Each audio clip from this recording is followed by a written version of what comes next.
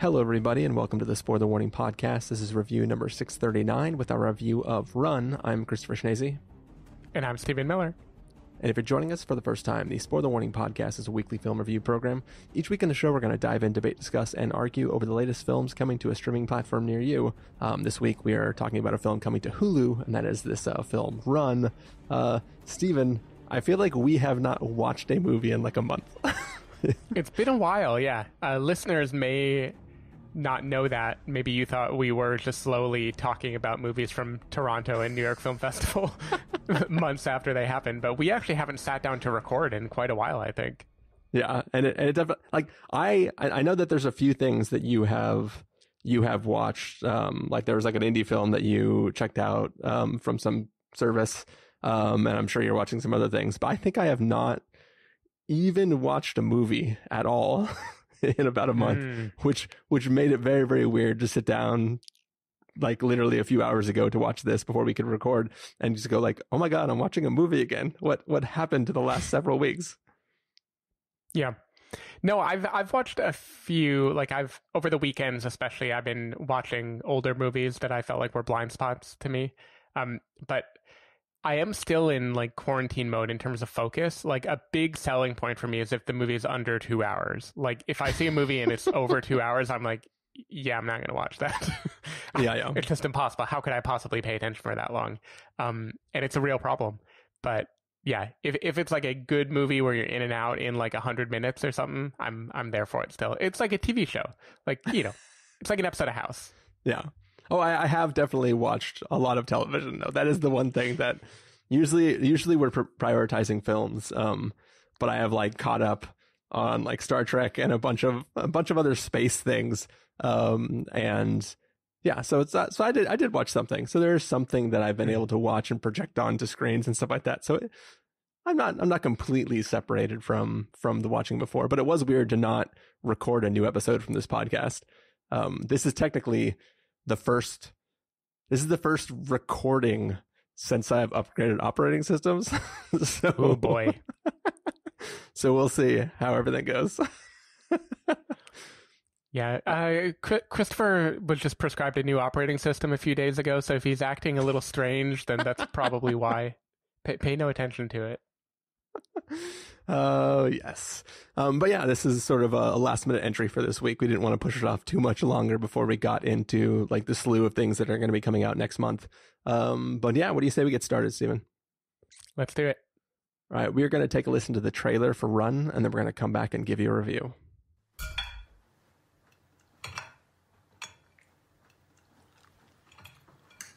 Am I a burden? What? Hey, what is going on? You do everything for me. It's not fair. I'm your mom. It's my job to take care of you when you need me.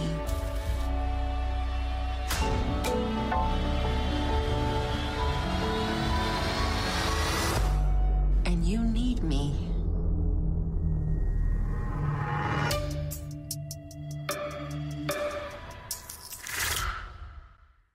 Mom? You may not understand this right now, but I am doing what I know is best for you.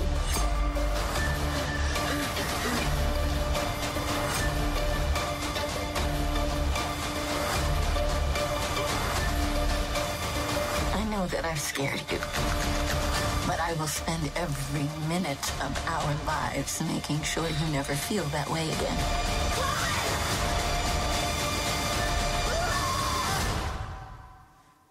I'm your mom.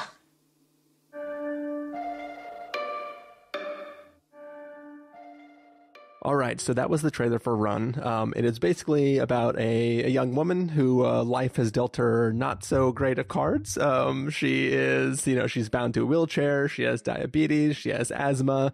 She has something else that I don't remember the condition, but basically she gets like rashes and hives all over her whole body.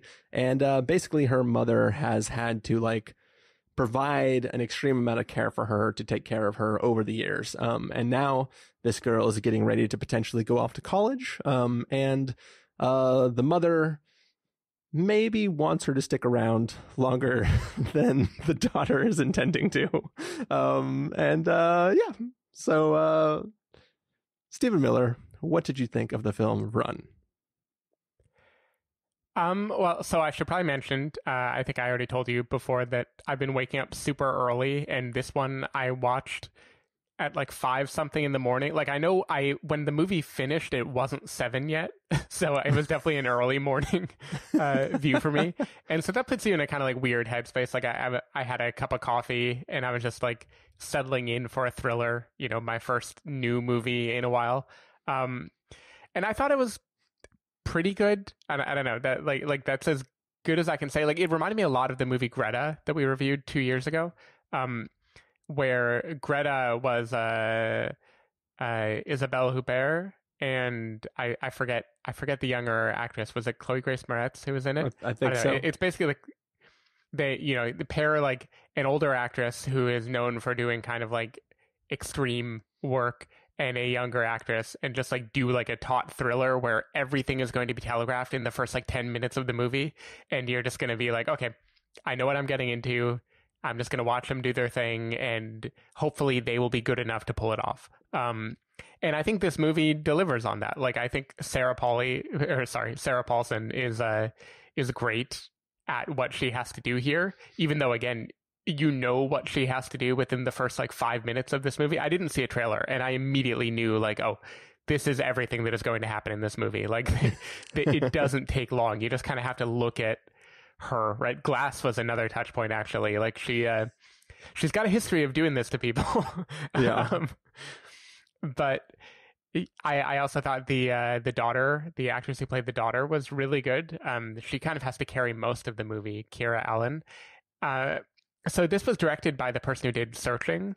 And I think I can see the similarities in that they're both like confined thrillers where it's like almost like Blumhouse style, where it's like, let's just, you know, stick to 1 or 2 locations, have like a taut thriller that is more about the human element than anything else, and see if like through our constraints we can make, you know, a place be thrilling or scary even without having a whole lot happening. The difference, I think, between this and Searching is in Searching, it is taking you on a journey, right? Like, where you think you are 10 minutes into the movie versus an hour and 10 minutes into the movie is like a zigzag in Searching. Whereas this movie, it kind of just calls its shot and then does it. Like, it doesn't really deviate in any significant way. And that isn't a problem. Like, it kind of made it a comfortable thriller for me. Like, I enjoyed watching it, even though I knew what it was doing. But it also didn't make it reach any major high points for me either. I also have a personal thing where I hate people having asthma attacks in movies. I just immediately get like sympathy asthma attacks. So that was not my favorite thing to happen in this movie. You don't just get sympathy asthma attacks. You have asthma as a condition. Yeah, so exactly.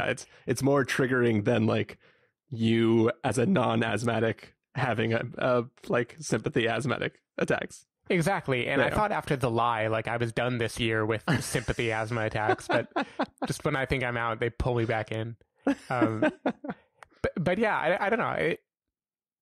There isn't too much for me to say about this movie in broad strokes. It's like it does what it does well. Like, I was totally in for the 90 minutes. I wasn't, you know, wishing I were doing something else. I wasn't feeling like bored or anything like that. But I wasn't completely gripped by it either, because I was like, I know what you're doing. You told me what you're doing, and now I'm just watching you execute on what you told me you were going to do. So it felt almost more like a sports movie where you're just like watching them pull off the trick rather than like trying to be surprised by anything. So yeah, I don't know. And I never want to be a mailman. Yep. I mean, there's probably lots of reasons why you wouldn't want to be a mailman in general, but I mean, this film definitely doesn't sell you on it. Yep. Yeah. So, I mean, to kind of touch on some of the points that you've already made, I talked about this a little bit when we were, I mean, you brought up the Blumhouse films and we just reviewed 4 of them. The last 4 numbered episodes were all Blumhouse films. And I think in one of those episodes, I was talking about how when you're watching a film like this, if the trailer has sold you on any kind of regular film, because it sits in the Blumhouse universe, you're waiting for a turn to happen and you're just sort of like riding it out until that happens, and then it's going to go crazy at the end. And I think that this film, it's not exactly the same thing because it's not like an anthology of films where the twist is always happening, but the premise of the film is the twist, right? Like the elevator pitch for this film is, hey, what if the mom didn't want you to leave? what might she do to prevent you from leaving? And it's really puts all its cards out on the table before the film even starts, like just from the premise of what it's trying to sell you on. And I think that this film, as you said, it kind of does that. And I think the success and or failure of this film comes from how well it does it and how much it draws out the suspicion that something could be wrong and how the characters find out what is wrong. I think the beginning of this film is pretty great. Like, it starts with a, sort of a montage of the daily routine of the daughter and how she, first of all, I should back all the way up to the title, like the cards that come up at the beginning of this film before it starts, where it lists the 4 ailments she has. And then the last one is like something about preventing people from like, walking, or like it can stop you from like walk or run or something like that. And at the end, all the text fades out except for the word run at the end. I was like, all right, that was kind of fun. See, I thought that was really cool, except for they clearly wrote the sentence only so it could do that, because the medical definition of paralysis cannot possibly be like unable to feel, move, walk, or run. Like, I think you covered that with feel and move, buddy. Yeah. But it was still cool. I was like, I got it for you. Like, yeah, no, it was a cool enough effect that I rewound to check like what the sentence was, and then I was like, okay, that's kind of like you just rhymed a word with itself. Yeah. Like I'm not quite as impressed now. But in a theater, that would have looked great, right? Oh yeah, big ass like 500-foot tall run just on the screen. But anyways, in more seriousness, like you watch her daily routine, and you're like, oh man, it must be tough to be her. And you watch the mother like, making her breakfast and doing all this stuff and taking care of her and helping her do her stretches and stuff like that. And you're kind of like, cool, a nice mother-daughter, single mother situation, and everything's cool. And like, you're kind of on board with that. So you start to see, you're waiting to see where the suspicion starts to creep in. And I think this film kind of goes there almost immediately. Yeah. Like pretty much right from the start, she's like, huh, what's with this new pill situation? Like there's no catching her out of the corner of the eye doing something weird. There's no like, it's just her looking at a medicine vial and going like, huh, that's weird. And then now there's questions arise. And I think that this film, the way she goes about trying to investigate the truth of what's going on, honestly, I thought was kind of stupid. Like there's like a literal journey she has to go on to try to achieve those, the bits of information. And I thought it was a little excessive and kind of, stretch credulity. I just wasn't really buying it. But I think taking for granted that she has to find out somewhere and letting her find out, I think what happens when she knows and when the mother starts to suspect that she knows, I think that like that part of this film is actually pretty interesting. Like that dynamic of somebody who is bound to a wheelchair, stuck in a home where somebody else is trying to keep them there. It's sort of like, what if Misery, but he was able to get out of bed? Right? You know what I mean? And I think that this film is successful from that standpoint. I think showing the experience of this girl and how she goes about trying to navigate her world was interesting. I think that the film sort of stretches it all out a little too long. Like this almost would have played better as an anthology show, where this is one of the episodes in that show, and it could be a little bit shorter.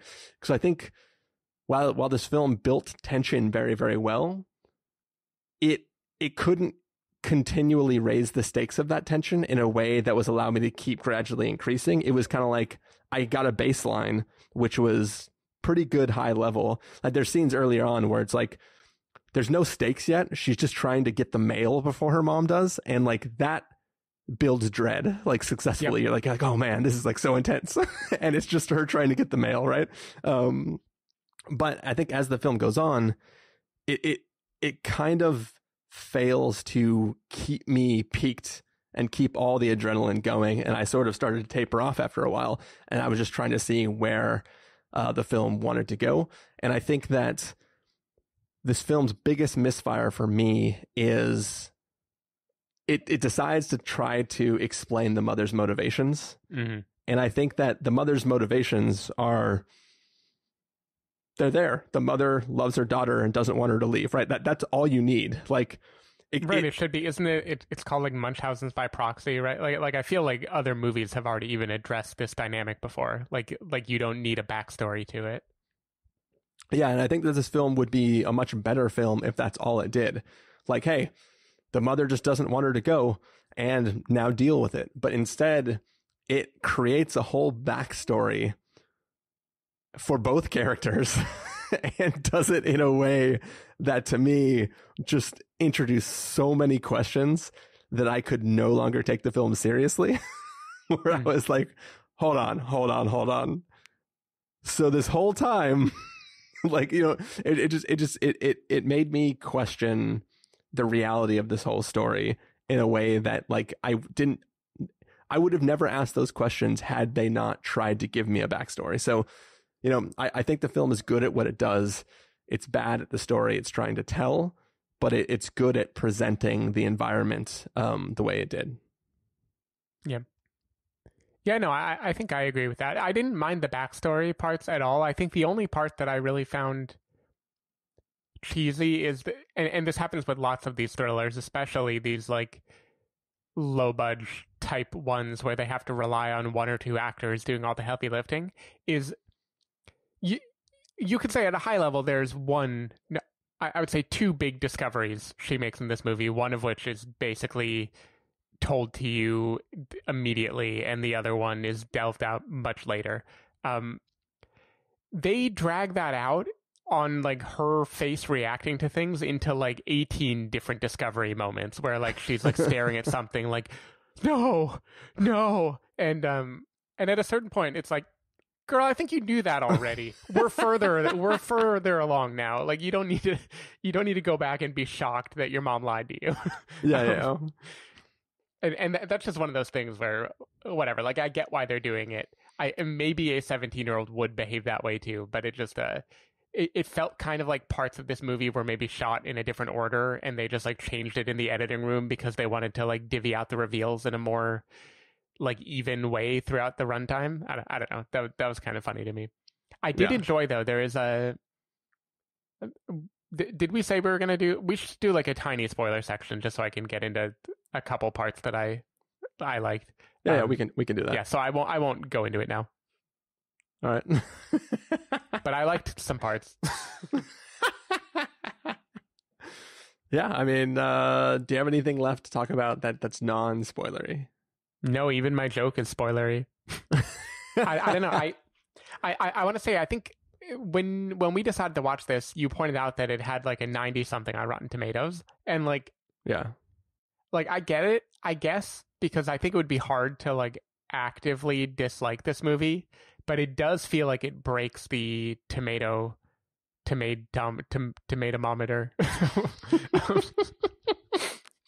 Because I also can't imagine anyone giving this like an incredibly high score. It kind of feels like the movie where everybody was just like, yeah, sure, okay, that was pretty good. Like I feel like this should not be in the same ballpark as Love and Monsters, and Rotten Tomatoes puts it in the same ballpark, and I kind of resent that. Yeah, I mean, yeah, this definitely doesn't have the heart of Love and Monsters.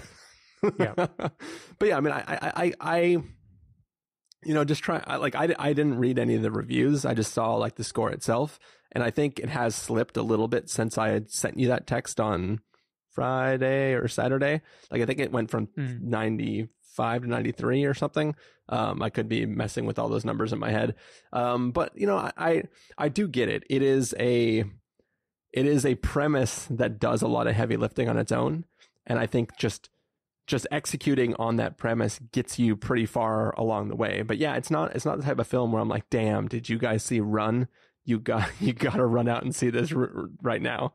But I mean, there are a lot of positives in what it's trying to do, and like I said, the film did put me on edge. It just failed to be able to elevate itself longer. You know, like even a crappy horror film will try to give you a jump scare every 10 minutes to make sure you're always like on edge, waiting. Or it'll do like the trick where it's like clearly a jump scare is going to happen and then it doesn't, and there's no resolve, and now you're like more irritated that you didn't get jump scared. You know, like it's just a thing that films do. I don't even remember exactly my point. Yeah, well, like I feel like you were going to say that this doesn't divvy out enough to keep you on the edge the whole time. And I actually thought the pacing of this was pretty well. Like I feel like there's a set piece is too big a word, but there's a something every like 10 or 15 minutes. I feel like that keeps you in the thriller pace.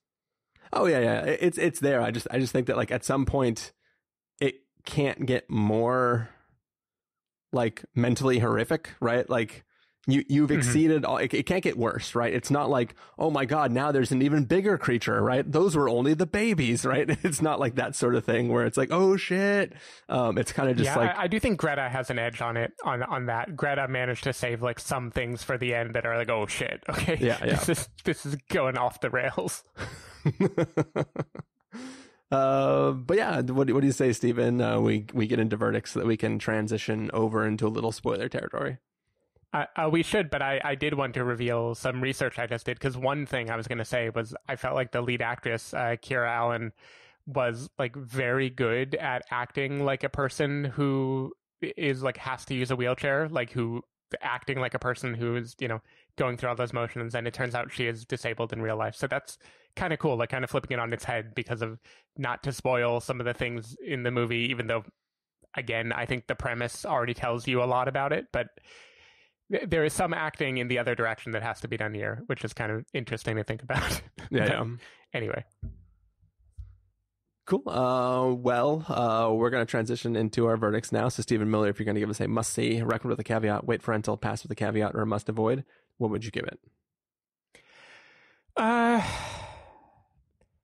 got to give it a rental. It's like a positive rental. I like, hey, rent it. It's fun. You know, wake up way too early and watch it and then go do something else. I didn't think it amounted to a whole lot, especially compared to Searching, which was a movie that you canonically loved.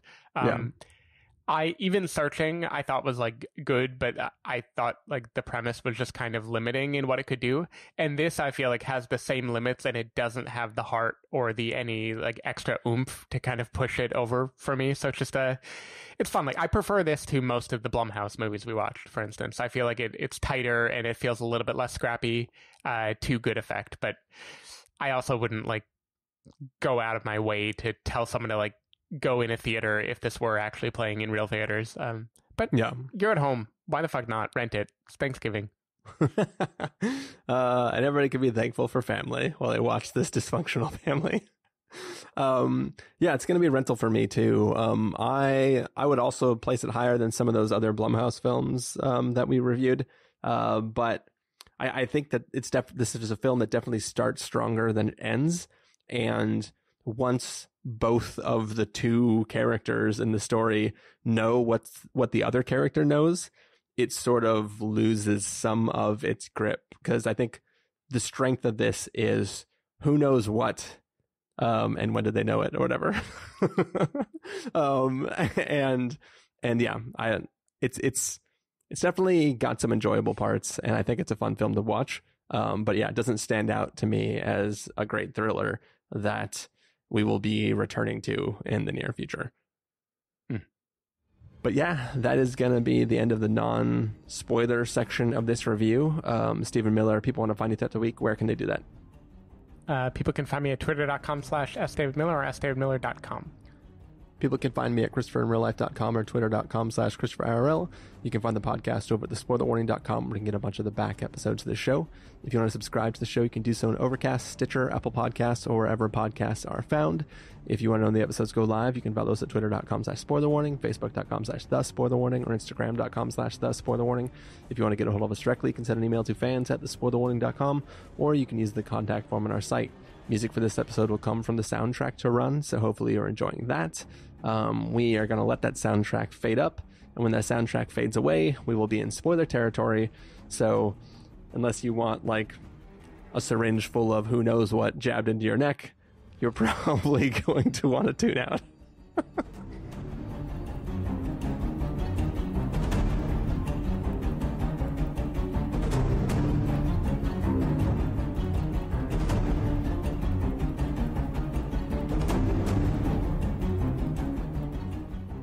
All right, we are back. This is Spoiler Territory. It's the after part of our review of Run. We are going to be talking full-blown spoilers for it. So as I said, if you don't want to get incapacitated, watch out. Spoilers are coming at you quite fast, starting now. There was a point you were going to make in the main review, Stephen, and then you backed away from it to hold off till spoilers. What were you going to talk about? Yeah, well, so I was going to say, I think my favorite part of the movie, which is actually double impressive now that I know that the lead actress is actually wheelchair bound in real life, is when there's a moment when Sarah Paulson knows without a shadow of a doubt that her daughter is onto her, and she has locked her in her room and then driven away to presumably go do something. And the daughter has to kind of problem solve to like get out of this room that she has been locked in. Yeah. And it involves her, among other things, like hoisting herself onto the roof and kind of like crawling and pulling herself through another window and then getting back and doing all these things. And I thought like that looked very realistic in a very like painful way. Like I was really afraid for her, like that she was going to fall off or something. And now I feel like knowing, I guess I don't know, you know, the actress's exact disability, but like assuming she can't really control her legs very well, like that takes some like guts to like do that in front of a camera. Like that's got to be pretty like, I don't know, that's got to be like stressful acting. Yeah. You're literally just dragging yourself across a roof, especially with a mouthful of water. Exactly, yeah. Which the water, I was wondering why she had it in her mouth. Like that was another time when I rewound before it hit the point where she uses it, where I was like, did I miss why she did this? But then when she did, I was like, I get what you're doing. That's cool. It's clever. Yeah. I feel like you could have just punched it, but like this is the way to do it too. But that's the thing, is like this film does a bunch of things that it thinks is very clever, but then if you just back up and look at it like one step further back, you just kind of go like, what? like that scene, right? So let's assume that she knows that her mother always keeps her window shut and she's expecting the window to be shut. And she's like, I know, soldering iron, heat up the window with a little crack and then spit cold water on it, which by the way is no longer cold because it's been in your mouth as you struggle to crawl across a roof. But we'll get that aside. You don't know right her now. disease is, what that does to her mouth temperature. True, I don't. But just to say, ableist piece of shit. We'll just say that she's so smart and has such foresight that she will string together a bunch of surge protectors and get a blanket to crawl over through the window and bring this soldering iron and do all this stuff. But she won't go, and I should get an inhaler. It just seemed like... Yeah, so that is true, because as an asthmatic, when I have to take the trash out to the trash chute, which is on my floor, it's just like down the hall, turn right. Yeah. I always put my inhaler in my pocket. Like that is how much I'm like, well, I'm always going to have it with me if I ever go anywhere where a door is involved. Yeah. And that's the thing too, is it's an easy solve. Have her bring the inhaler, and halfway across the roof, she goes to get out of her pocket and drops it off the edge of the roof. It's an easy solve. Right. Just like there's no reason to have her forget it. You can still have the same tension of her having to try to crawl back through the house, open her door, and get to a second inhaler. But it just seems strange that like that whole thing is so elaborate, yet she forgets the inhaler. Yeah, I agree, but I enjoyed, because that was kind of the first time. Well, no. Before that, there's the movie and supermarket. The movie and pharmacy scene, which I think is like the first time the film is showing us anything except for the interior of the house. Yeah. But for some reason, this second time when it like pulled out and she's on the roof, I was like, oh, the world is getting bigger now. This is exciting. Like the map, there's more stuff on the map for her to do. Yeah. And it did kind of carry a thrill to me. I do question the way she goes about her plan, because she she wants verification that her mom is poisoning her, and she iteratively gets more and more of that. Like, first, clearly it was under her mom's name. Then she realizes it's been like peeled, like, there's a peeled version and then there's like a fake version that was put on top of it. And then she calls a stranger to try to learn more about the medication. And in each of these things, she's like very time boxed. Like, she has only like a couple minutes to do it because her mom is right there. Yeah.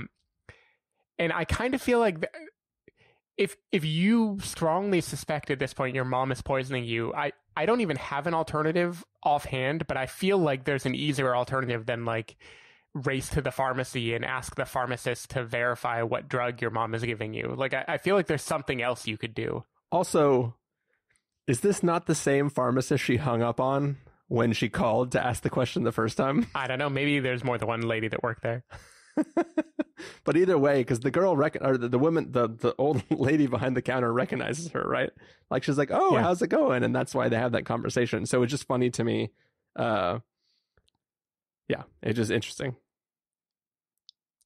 Also, are we supposed to believe that Sarah Paulson has discovered drugs that like have bad side effects that do every single thing that is listed as her daughter's issue? Like, is there a drug with a side effect of asthma? Like, is the daughter perfectly fine, or is it that the daughter does have some conditions and like her leg's not working is the one that her mom is drugging her for? I mean, I'm sure there are drugs that might mimic a side effect that seems like asthma. The question is, where all the time so that's one of the things that makes me so annoyed about this film is I understand the daughter has, let's pretend this is a film in which the daughter has actual conditions for real. Her whole life she's had them, but she is well enough adjusted to them now that she is able to move out on her own. The mother could introduce stuff into her diet or literally just give her medications that make her worse. That, like, like sort of a phantom thread sort of situation, right? Give her, yeah, exactly. Yeah, like, give her mushrooms, and now like the mother has to take care of her, right? Spoilers for Phantom Thread. But like, just making her health deteriorate, but let her have already had the conditions, that would make total sense, right? Like, we can totally buy that and believe it. And it wouldn't be such a huge issue. This film heavily implies that the daughter is perfectly fine, but the mother has been doing stuff her entire life. So like 18 years she has been, well, not 18 years, because at some point in time, one of her birthdays happened and she was running. But basically the mother, since kids are old enough to have diabetes, I guess, I don't know what age the onset happens, but like from that age, the mother has been mimicking all these signs and convincing the daughter that she's been sick the whole time. And I think that like that stretches things really, really far, because obviously she had to have gone to doctors, right? They're like, it'd be one thing if she has some symptoms and a doctor goes like, "Oh, well, shortness of breath, here's an inhaler, and ooh, that rash seems pretty bad. Here's some other pills for that, and oh, diabetes, let's give you insulin, whatever," right? Like, there's too many times she would have to see actual people whose job it is to diagnose illnesses, and they would not see the traces. Like, they wouldn't do blood work and see all this other chemicals, and I was like, well, we didn't figure out what's causing the diabetes, but she's got 25 other drugs in her system, and I don't know where those came from, right? I feel like one of the doctors she saw some point in her life would have pointed out that there's an issue, right? Yeah. Unless, yeah, you would think. Yeah, you would think it would not be indistinguishable from the real thing. And also, I mentioned it in the main review. The thing that annoys me the most is the backstory to this, in that the mother gave birth to a baby that died 2 hours after she gave birth to it, and she decided to steal another baby from the hospital. Are we to believe that making her child sick this whole time was a way of hiding the true identity of the child? Or is it just, no, at some point she realized when she was 5 years old that one day she would want to move out on her own and started poisoning her from that age? Yeah, I think it's that one because it is clear one of the daughter's discoveries is that she was able to walk when she was like 4 or 5. Yeah. So it seems clear that she didn't really start poisoning her until later. So yeah, I think it's just a slowly developed syndrome. But that also, again, to your point, if we are to believe that over time Sarah Paulson developed this, psychosis, I think abducting a baby is like pretty high on the psychotic level already. Like, so she already did the really bad thing at the beginning. And that goes back to kind of how this movie, it doesn't always know how to set the levels correctly. For instance, there's a moment in this movie where the daughter gasps in horror as she discovers that her mom hid a acceptance letter from University of Washington in a trash can. And this moment happens while she is locked downstairs because her mom killed the mailman. Yeah, that is true. And I think your priorities would be different. Like, I think at that point, I get, again, maybe when you're 17, you're like, wait, okay. But I could take you poisoning me for my whole life. I can take you murdering Ted the mailman. But college. But Steven, that's the thing though. It all comes back later on, right? So yes, the poisoning's bad, but the school's the thing she cares about. That's why when she's being rushed out of the hospital tied to a wheelchair, she's given up, right? She's just kind of like, help me, help me. I'm not going to do anything. But then when she sees the poster for the college, which I guess is I guess the college has a wing of the hospital, and she sees that poster and she's like, you know what? I can use my legs. And she uses her legs to block the wheelchair. Yeah. So this is what made me really happy though in the movie. I was so afraid from the name, just from the get-go, that the movie's going to end with her not only realizing that like she could use her legs, but she would like walk or run away. Yeah. And I was going to be so mad because of course, like that is a learned motor skill. Like you can't just like do that. But the whole time I was preparing for this movie to do that and like make me completely lose it. But I think they pulled it off. It was like a slight motion she had to do instead. Yeah. But also, the mother survives falling down those stairs. Barely. Oh, and okay. So there's the little like coda at the end too, which is trying to do the thing of like, flipping things on their head or whatever. Because it ends with a reveal that the daughter is now about to poison the mother, as if, this has always been a thing. No, I think she has been poisoning her since she was put in that hospital. So she survives the fall and she's in some like correctional hospital place, right? And I think the daughter has been visiting her and forcing her to take all the pills the entire time. And now the mother has all the symptoms, like she can't get out of bed and can't, like because she pulls out a thing from her mouth and it has like 3 different pills in it, which are like the 3 pills that she was taking the whole time.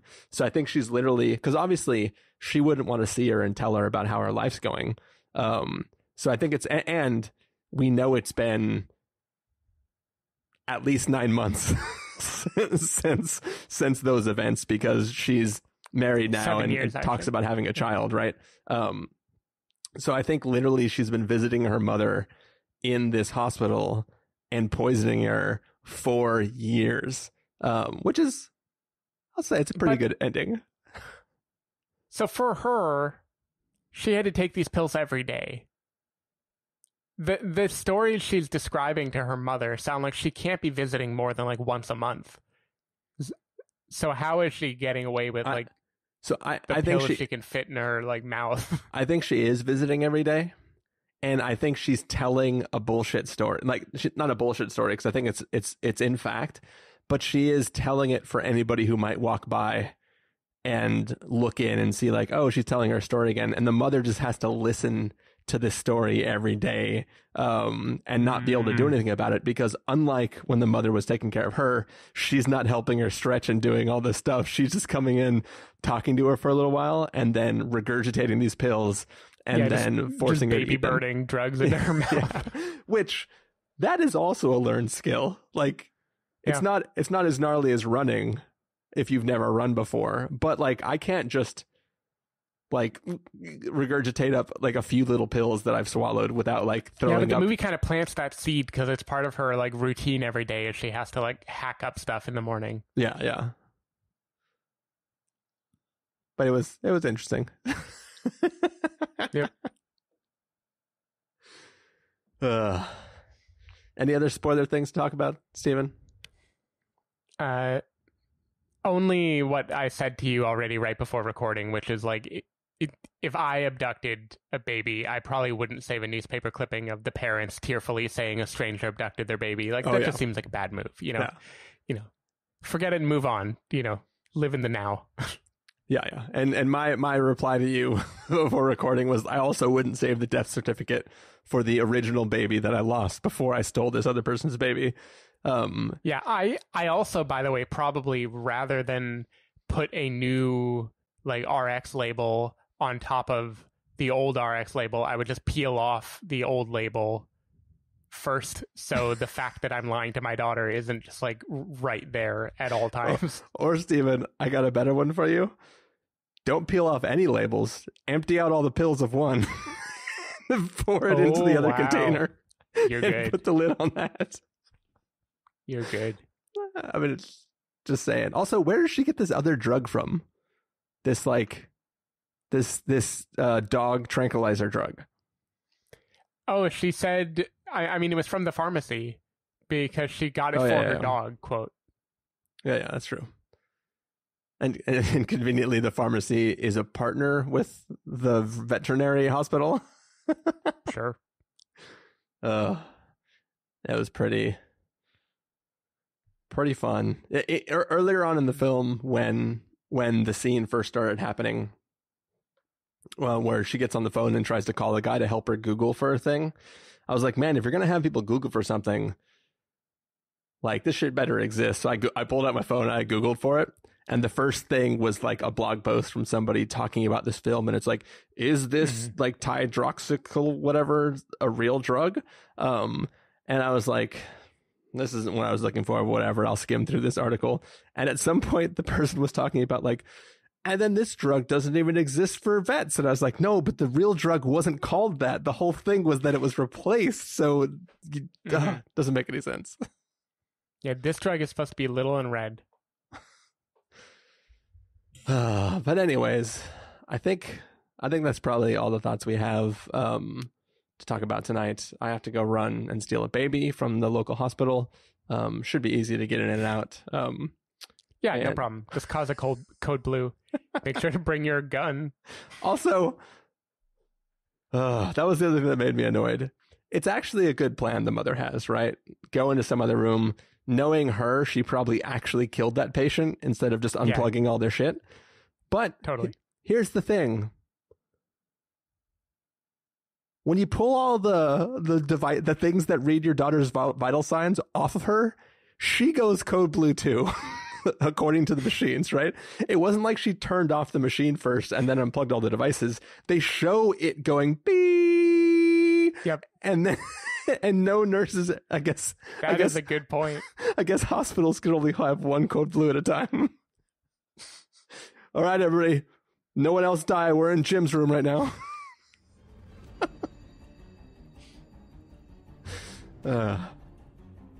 That's it. Did you ever drink Pepsi Code Blue?